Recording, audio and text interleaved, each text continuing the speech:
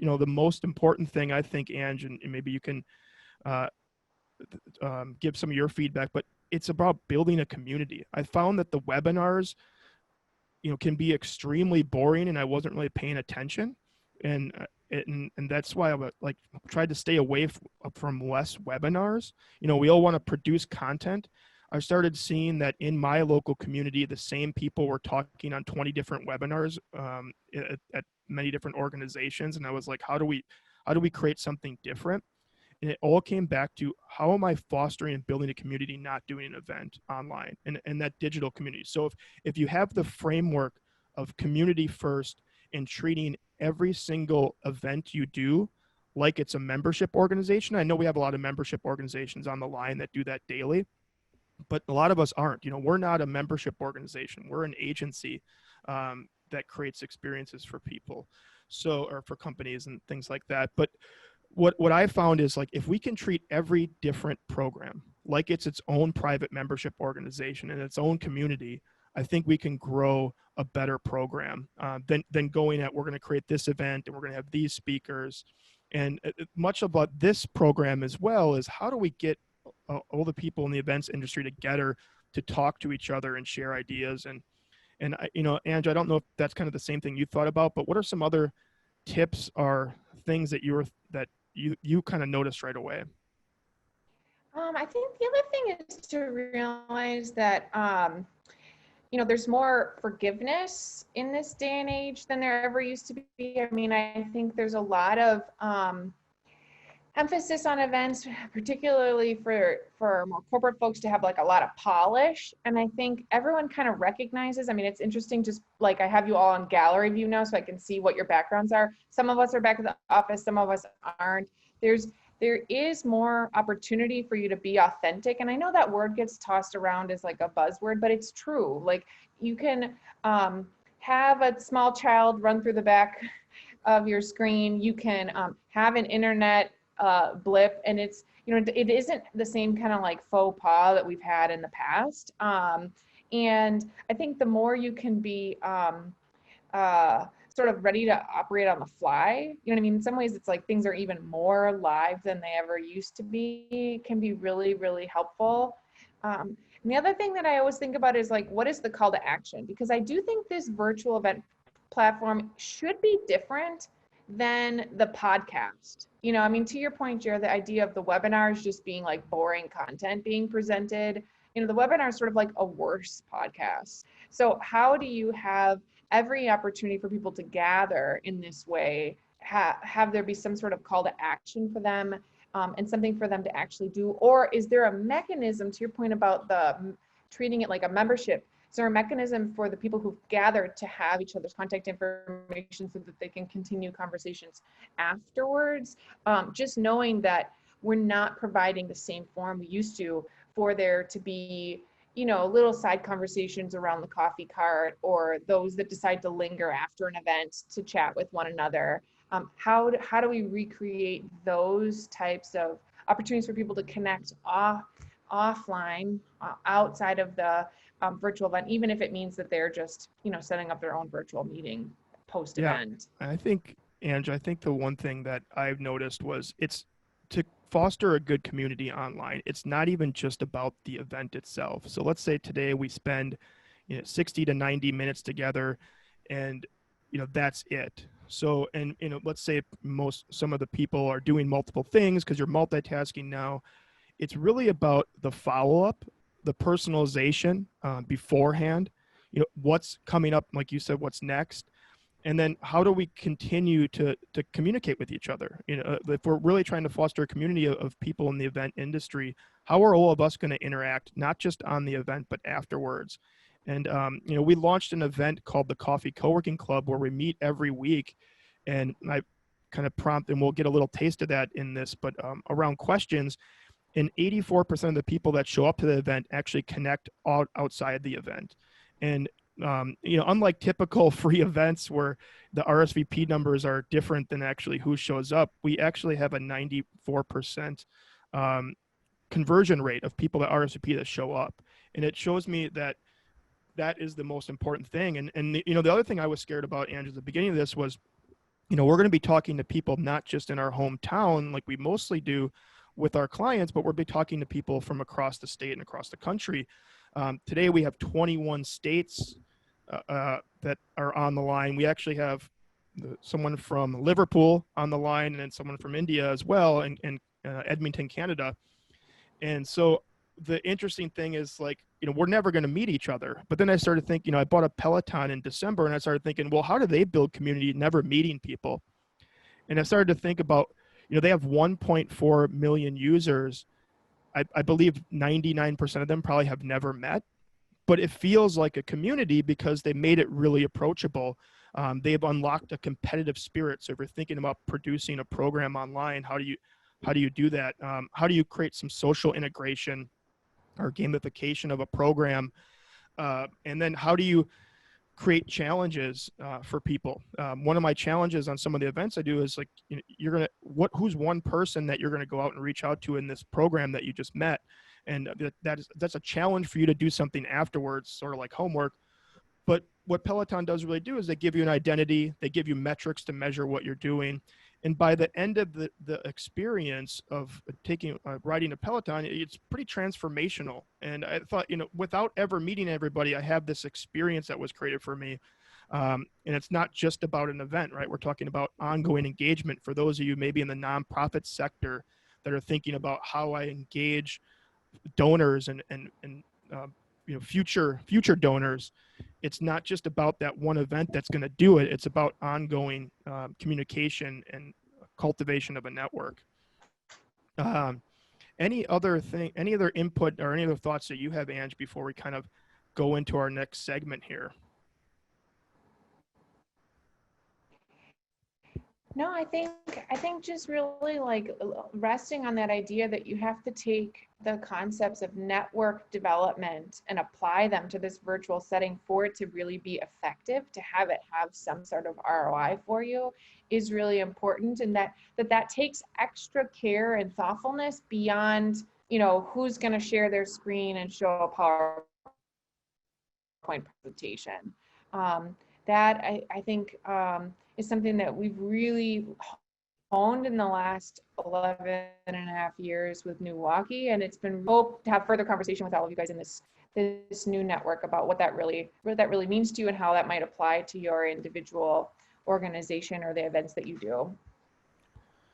Yeah, the only thing I'll say, I was shocked at how many large companies started approaching us to create digital experiences for all their remote workforce. And what that really means, we talk about workplace culture and engagement, that's an event in itself. It's not during this set amount of time of, we're going to do a 30-minute or 60-minute panel discussion, but it is about ongoing facilitation. And I was really excited to start building these 1-day, 2-day experiences, or even sometimes in the future, a week experience for remote people to connect and find belonging. Because at its core, that's really what we're trying to create, is how do you feel like you belong at any specific experience we create, or any event that we're creating. Well, thanks, Ange. I'm going to now transition into our first speaker from GMR Marketing. She is the Director of Strategy, Irina Ioffe. And she thinks my name is French, so it's Jeremy Foyet. And I looked at her name and I was like, this is definitely not French, but I'm pronouncing it French, right? We're just going to say it's French. I know it's not, but I was just, when you sent me the phonetic spelling of it, or the phonetic sounding of it, I was like, interesting. Okay, that's not what I expected. But I'm going to let you share your screen, and I made you a co-host. I'm going to I think, just a transition here, we are talking about events, but when you sent me over this presentation, I was kind of blown away at creating moments of joy. And that's really what the presentation's around. It's not just around the specific event. It's something I talked a little bit about, is it's not just the event if you want to cultivate the network. It's about more than that. And I'll let you kind of take it away from here, and we'll ask questions at the end. Awesome, thank you. Okay, so presentation mode. So first of all, real quick, in case you guys aren't familiar with GMR, we're a creative agency. We're an innovative global sponsorship and experiential leader. We connect brands and consumers through shared passions. And GMR has been around for over 40 years, and they kind of pioneered experiential marketing. So you might not know that we do all this stuff, but you've definitely seen it. So if you've seen the Super Bowl, we do that. If you've seen the Olympics, we do that. The largest grill for Johnsonville, we do that. So it's a bunch of stuff in between. So obviously when the pandemic hit, our clients came to us and they're like, wow, okay, so what do we do now? So we got some of our best creative minds in the room, and we pulled together this Moments of Joy document that you're gonna see here. And Jeremy's gonna make it available to you guys because I have very limited time, and there are a ton of ideas in here for many different industries, for tourism, for retail, just for everything. So what I did was I just plucked out some of these ideas to share with you guys. But first, let's start sort of with our reality, where we're at. So obviously nobody's happy right now. We've either got a deadly disease or we're freaked out we're gonna get a deadly disease. Our income has tanked. We're freaked out that our income's about to tank and we're not sure what to do with our kids. Or I'm wondering, will I ever see people's faces again? You know, you go to the store and I'm trying to smile at people through the mask, and like, do they think I'm creepy or can they tell I'm smiling? It's just a really weird, strange time. And we're finally facing the fact that we're not going to any concerts or festivals anytime this season. And it's really bumming us out, especially if you're living in the Midwest. You know, the summer festival season concerts, it's really what we look forward to. And on top of that, all of these events that we've kind of hinged our year around. So we're really in a nationwide grief sandwich right now. And these traditions are really central to our life stories. So like celebrating the holidays, weddings, concerts, you know, is how we socialize and connect as a species. And obviously these celebrations have been paused. But on the bright side, in reality, is that these moments in life are still continuing. So we had a 4th of July, it just didn't look the same. Our big fireworks got canceled, but if you looked over Milwaukee, you would see fireworks all over everybody's backyards. We're gonna have Halloween, it's gonna look way different. Back to school, way different. So you get the drift of what I'm saying. So what I do as a strategist, the first thing that I really kind of love to sink into is to unearth a insight. And that's where we kind of build off our work. So an insight is an unspoken human truth. And our insight for this situation is that we can't cope. We are so bummed out because traditions not only bring predictability and constancy to our lives, but they also bring comfort and joy. I'm gonna minimize this. So the question is, can we combine traditions and culture to create experiences that make us feel good again? Carlos Santana said, if you carry joy in your heart, you can heal any moment. And our way of healing this moment and bringing events back is through these experiential themes for moments of joy. And they are organized into themes. So like I said, there's no-touch carnivals, there's scale in the sky, there's parades, hyped up house tour, open spaces. And the last one that you'll read once you download the deck will be Experiences to You, which is the direct to consumer private event experience. So just gonna go through these.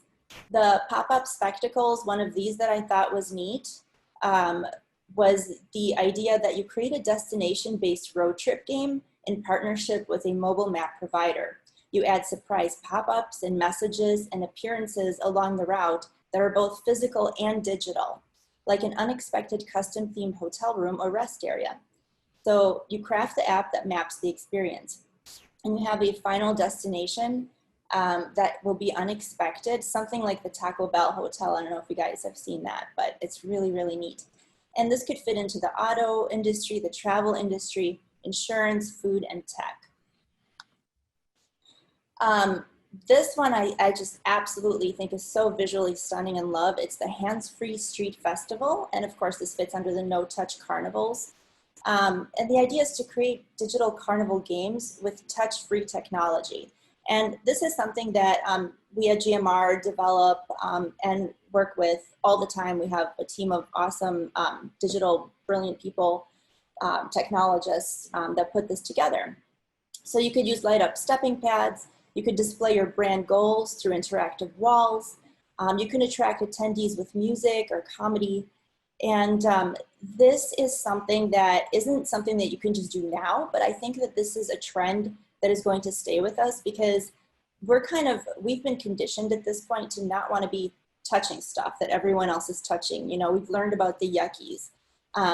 Prime example is you're watching a movie and you see a crowded bar scene and you're like, whoa, those people are not socially distancing. So, but just the beauty of it and the safety of it are very, very attractive to me.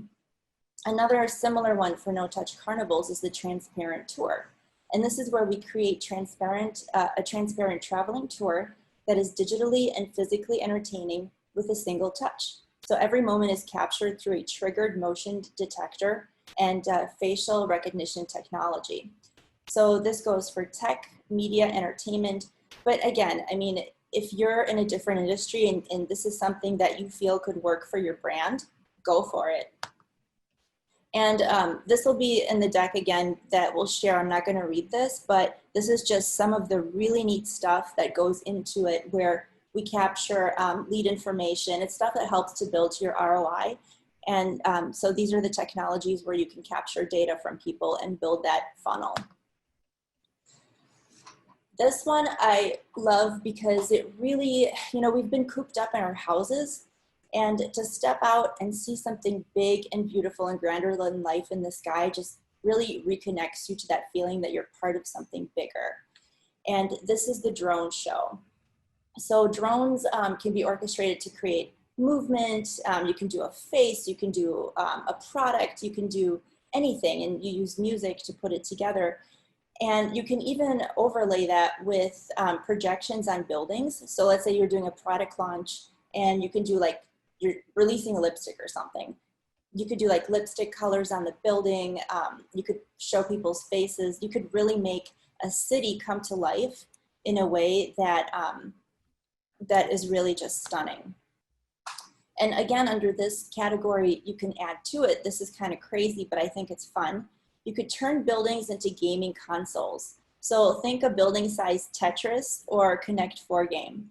Players can interact from across the street or from the comfort of their couch as they challenge other players from around the globe. So we could use this for game, movie product launches, integrations, great for insurance, finance, tech, etc. This one, I just would love to see this done in Milwaukee. I would go. So this is the Vertigo. This is create a one-day event that will gain significant media exposure for your brand. So you can choreograph a vertical catwalk where models can display new fashion lines and product launches.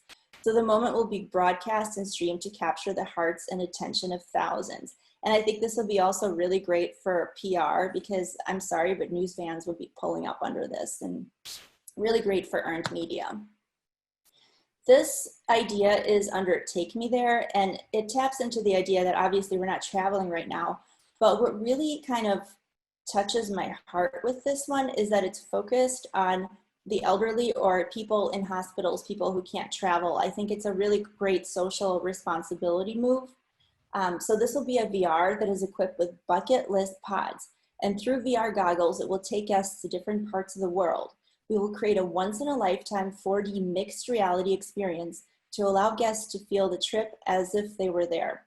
We will wrap the vehicle with messaging, turning it into a rolling billboard with a link for people to see videos detailing what you're doing for seniors. So this really brings the world to your front doors. And again, great for healthcare, tech, auto, and travel.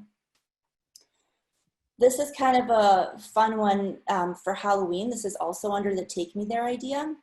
And this is about getting your bodies back in mental and physical motion by creating an alternate reality game that leads individuals and groups on both online and offline adventures around their hometown and on the internet. So this is like a layering of treasure hunt, an interactive mystery, an escape room, a conspiracy theory, all overlaid into the real world. So like, I don't know, we could do this in the Pabst Mansion or something.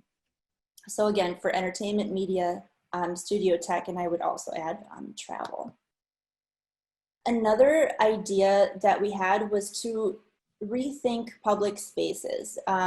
Because instead of, we don't want people just crowding into large groups into a park, but what can we do responsibly to create a really engaging space for people in a safe way? So this would create iconic structure within key civic parks that allows for safe social spacing with modern park bench seating and powerful architectural footprints that commemorates this moment in time. So we could divide large spaces into artistic smaller spaces for 1 or 2 people to hang.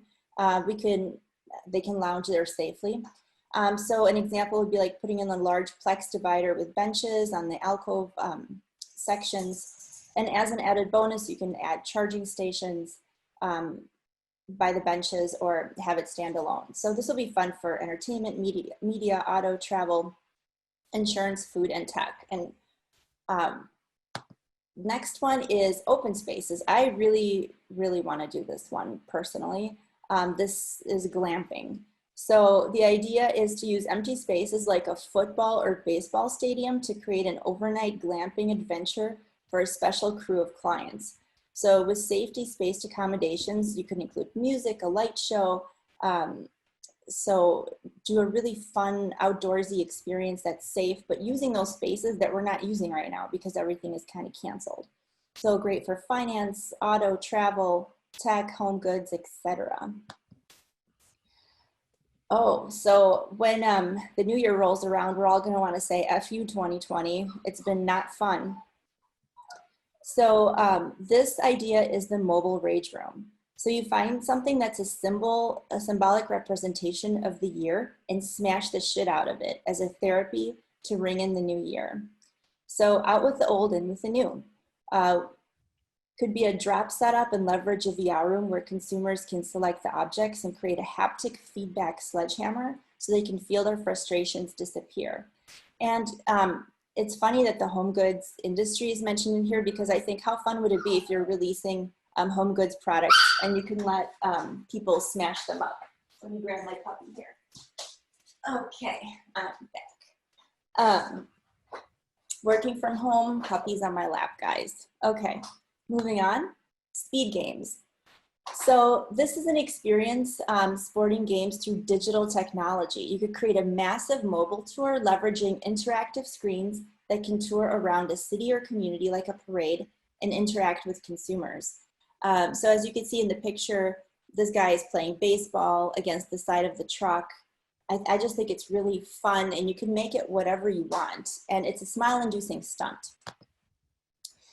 This one really seems really cool to me because this is the Doorways to Wonder, and this is about discovering cool stuff in your city.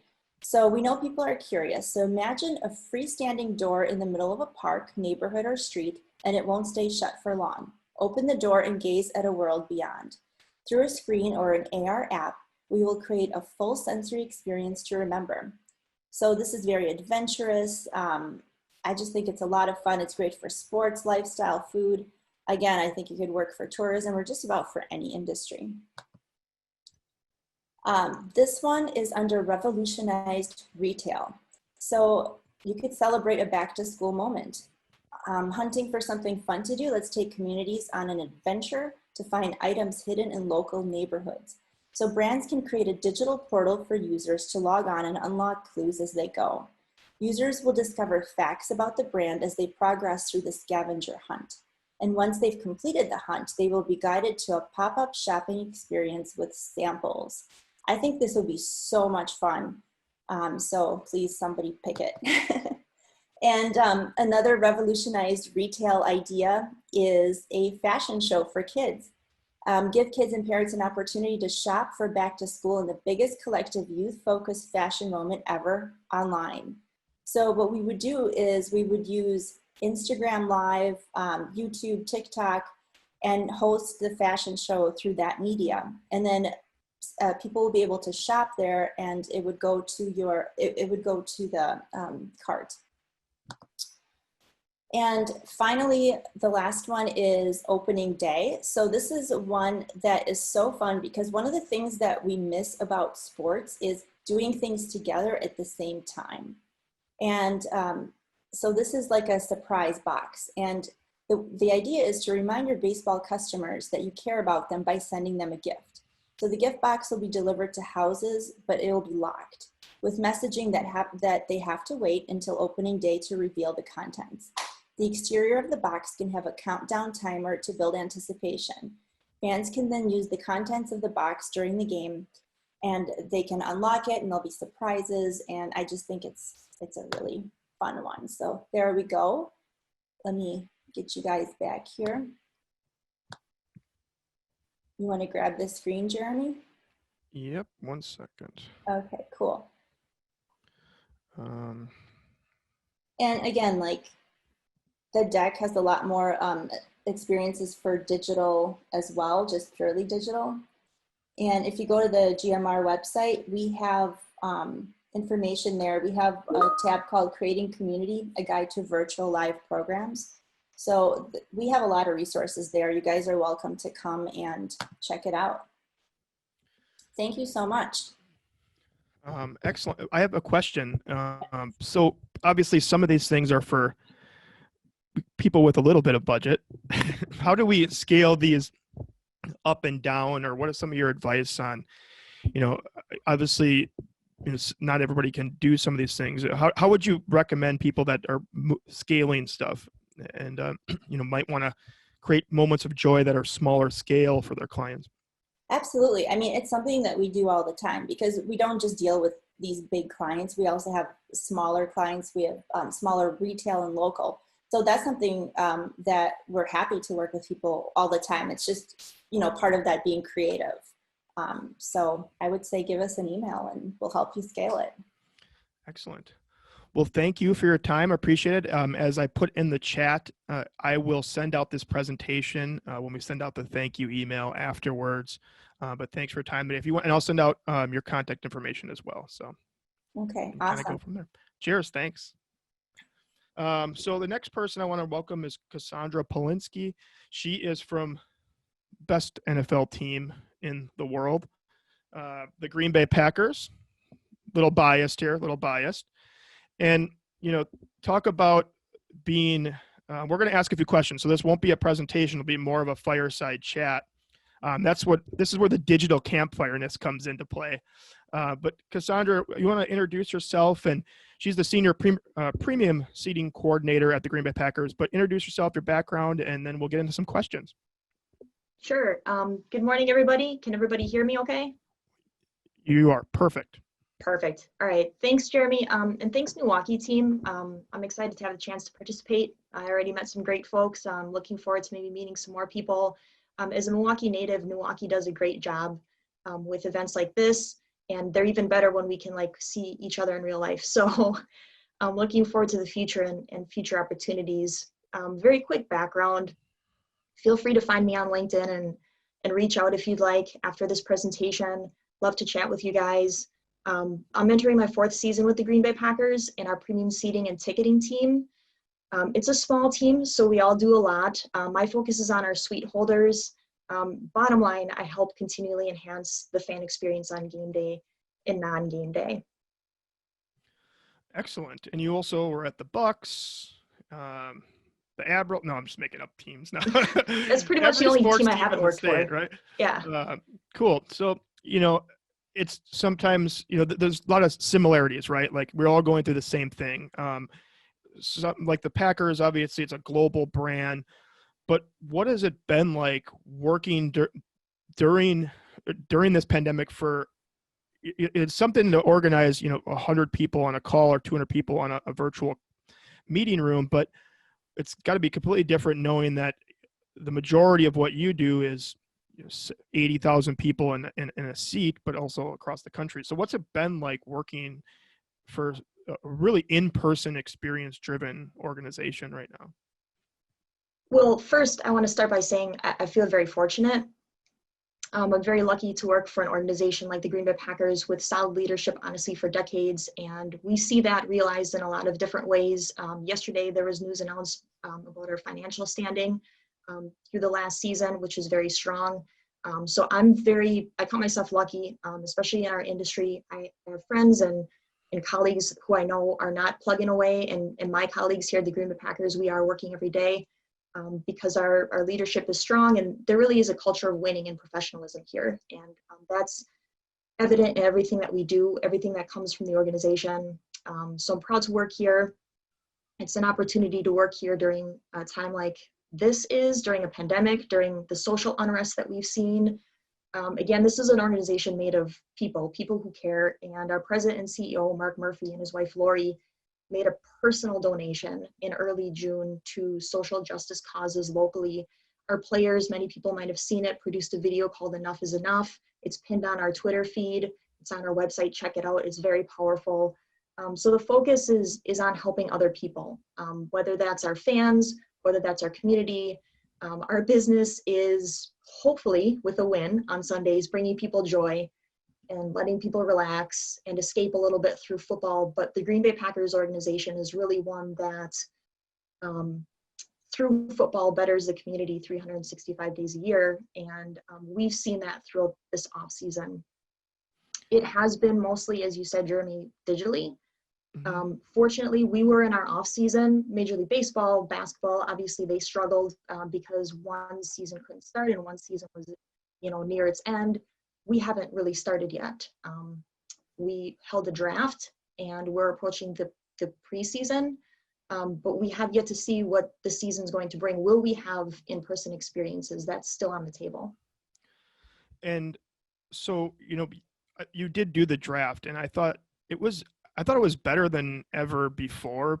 Someone like a nerd that watches the draft, it just pulled back the curtain more than ever, because I feel like it's an award show. Usually people go up on stage. It's you don't get that behind the scenes, like where they're from, like being virtual. It was in their house. You could see you could hear. It felt more. You could connect to their story. Talk about that pivot, because you had to do that pretty quickly. This happening in March and the draft in April. What went on behind the scenes, and how did you guys pull that off? Talking about experience. How many people turn into the draft? Sure. I agree with you. I think it was a very strong showing. The NFL did a tremendous job. There was a good deal of trepidation going in. As I'm sure people saw in the media, there were reports of hacks, potential IT issues. People were speculating, would it be boring? Because you just have talking heads droning on for hours. But it exceeded a lot of expectations. It was seamless outside of maybe that awkward moment when Roger Goodell was slumped over in his armchair in late rounds, and maybe he was just exhausted. But yeah, to your point, the draft, because it was virtual and it was in people's living rooms, it brought an element of personalization that I think the NFL really needed. Because there's a pandemic going on, but because it's such a big entity with a huge fan base, that anytime we can reach fans directly with exciting moments like somebody starting their career in the NFL is a win. And it was such a success that the NFL and our organization were looking at incorporating digital elements even when we are back in person. And hopefully that includes 2024 in Green Bay, wink, wink, plug, plug. But we will definitely be leveraging digital platforms to bring our fans unique experiences, behind the scenes footage of somebody. We can share the joy of our brand new first round pick in his living room with his family. We can stalk GMs and coaches and judge their home decor. Maybe not in the future, but that was fun this year.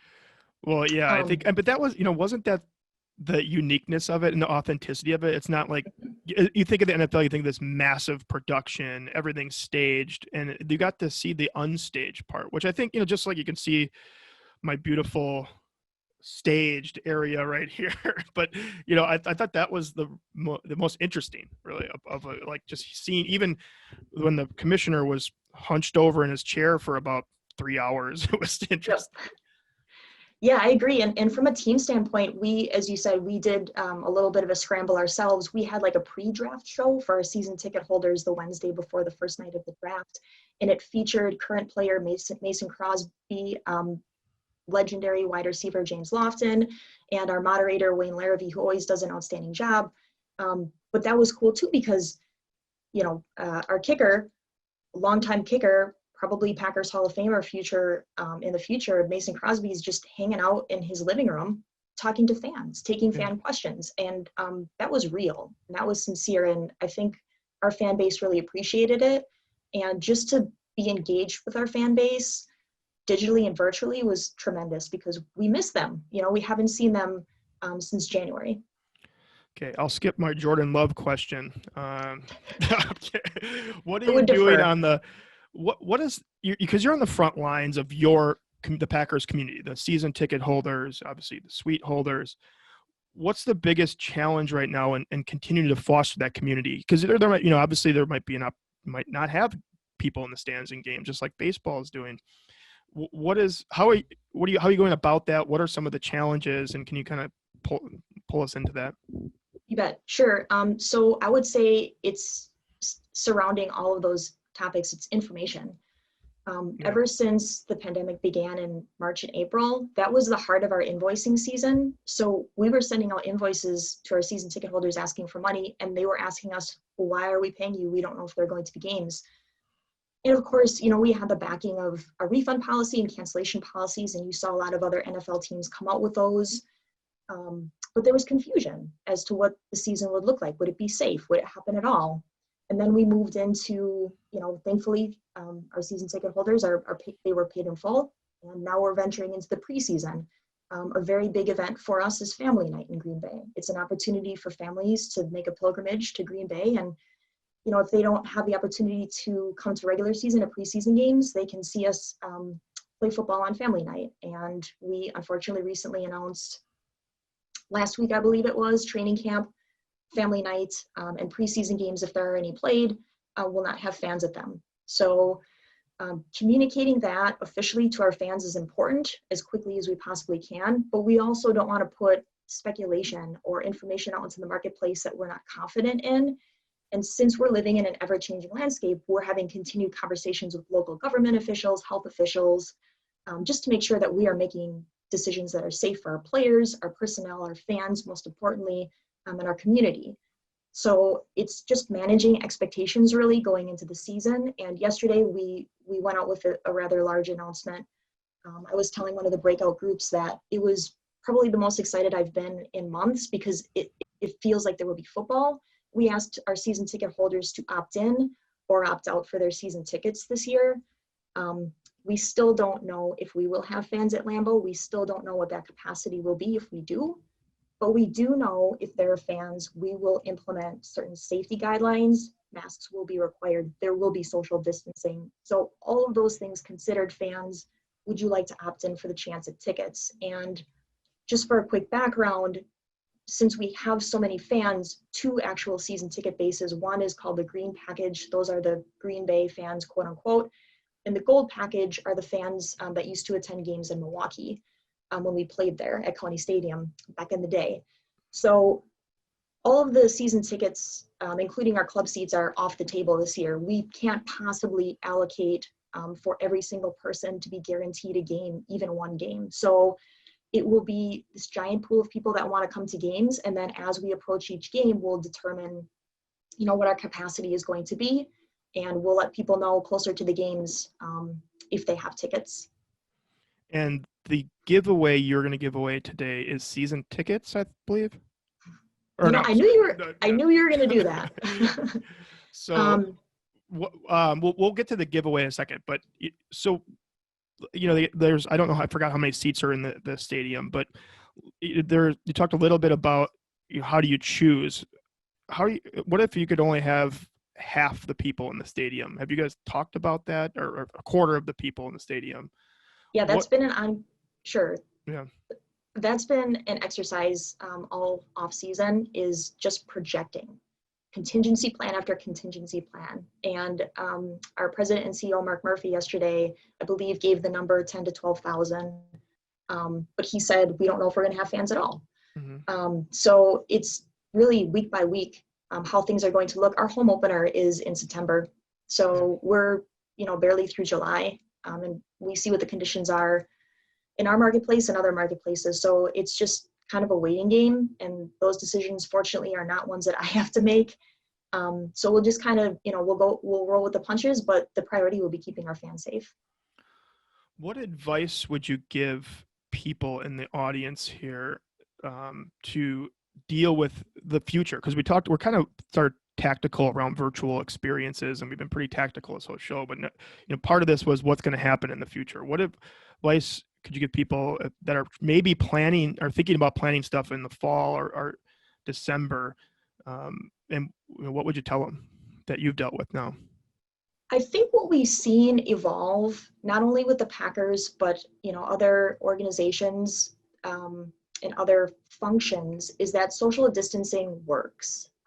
If we have people in masks, if people are socially distanced, if we're maintaining a capacity that's safe, especially now during the summer, during outdoor events, you were throwing around ideas about, could we really have an in-person event during the summer? We usually do a rather large event for our suite holders in July, where we invite them to come pick up their tickets at Lambeau Field and partake in a food and beverage tasting. It's really a sampling of what's going to be available on the club level during the upcoming season. That's usually on our club level. It's an indoor event. It usually hosts around 300 people. Obviously not happening this year, but could we do something along the lines of a tailgate to kick off the season for that group of people? If, again, we keep the numbers low and we distance and we make sure we are taking precautions with the food and beverage safety. So I think there are things that can be done, and we're seeing those things happen. Just be safe and smart is the bottom line. Okay, and final question. GMR talked a little bit about moments of joy.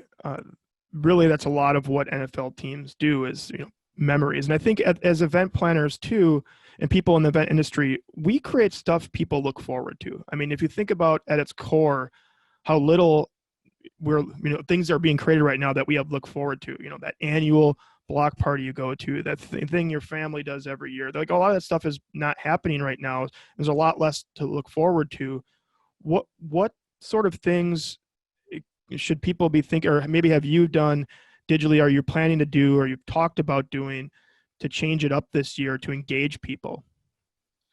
I think that's a great question. And first, I just want to say that ironically, we had some really big new events planned for some of our premium seat holders this year that were in person. Obviously, will be tabled. Hopefully, we can move on them in the future. But we did roll out a market research campaign last year to all of our season ticket holders, the green package, the gold package that I spoke about, our club seat holders. We dubbed it our 100-year census in honor of our 100 seasons of football. And we hadn't connected with our fans on that level in a few years. So we wanted to re-engage and really explore, what are your expectations for us of your investment? What can we do to further enhance your experience? And not shockingly, not surprisingly, the overwhelming feedback was, we want more Packers. We want more access to the team. We want it all the time. Yeah, can you text me every hour on the hour, just random information about this? Right. Yeah, essentially, no big deal. Yeah. So even before COVID, we were exploring ways that we could engage with more people. As you said, Jeremy, we have a stadium of 80,000 plus, and we have a season ticket base of 40,000 plus subscribers. So how do we engage that many people? Well, a digital platform is a great way to bring a lot of people together. And fortunately, as we got into the pandemic, Aaron Rodgers, he's our quarterback, you might have heard of him, graciously volunteered his time to sit with fans online for a question and answer. He said, people are at home, let's talk to people, which was tremendous. And one of our legends, Packers legend and broadcast legend, now Larry McCarron, moderated a question and answer, during which Larry read fan questions from our fan base live on air, some of which made us cringe on the staff side a little bit, but it really brought authenticity to the conversation. And Aaron was candid, and he's so great at bringing his personality and football knowledge into conversations, and he really engages our fans at a level that is extraordinary from an ambassador standpoint. And a conversation that was supposed to be 15 to 20 minutes lasted almost an hour. So from there, we were energized that, who else can we leverage? Traditionally in Green Bay, football is focused on football, and it makes sense. Let's go win that 14th, 15th championship, world championship. But, if we can make this convenient where folks can engage with our fans from a time and a place home, the locker room, their office that's convenient for them. Hopefully we can leverage more opportunities for those 40,000 plus people. And obviously in Milwaukee, we have a large contingent of fans. Shout out to the 414. We are definitely trying to engage that marketplace even more than ever before. You know, we've always been here, there, hosting events, and hopefully the digital platform gives us more opportunity to do that as well. Really, it comes down to the fans in Green Bay. We know the fans make the team go from top to bottom in the organization. We're a family, we're a community. And that's really my job is I want to make sure that our fans, every single one of them, every time we have an exchange, feels valued and realizes more value in their season ticket holder plan. So it's just maximizing those opportunities and really those touch points for our fans. Excellent. Well, our 20 minutes scheduled will stay 20 minutes, not an hour, but together with you, we're going to give away the David Bakhtiari signed helmet. Is that what that's the gift, right? And how I'm going to do that is this is the time where I want everyone to post in the chat, and I'll wait, don't post yet. Copy your LinkedIn profile. Don't hit enter yet. And when I count to 10, we're going to all do it at the same time. So get your LinkedIn name. I'll even get mine. Get your LinkedIn profile account if you have it. If you don't have a LinkedIn, it's going to be hard to win. Maybe quickly create a fake account. But post it in there on the count of 10. 1, 2, 3, 4, 5, 6, 7, 8, 9, 10. And we'll randomly select somebody. And I should probably post mine, right? I am not eligible to win, though. Right? Is that? Why not? Why not? I picked myself then. Sorry, everybody, for posting your LinkedIn. Okay, well, Cassandra, thanks for your time. We will let you go, and if any, we will have your contact information when wants to reach out to you. Absolutely. And yeah, and let me know how I can share that with folks. My LinkedIn and my contact info, please reach out anytime. I'm happy to talk events and Green Bay Packers football anytime. Excellent. Thank you. Thanks again, Jeremy.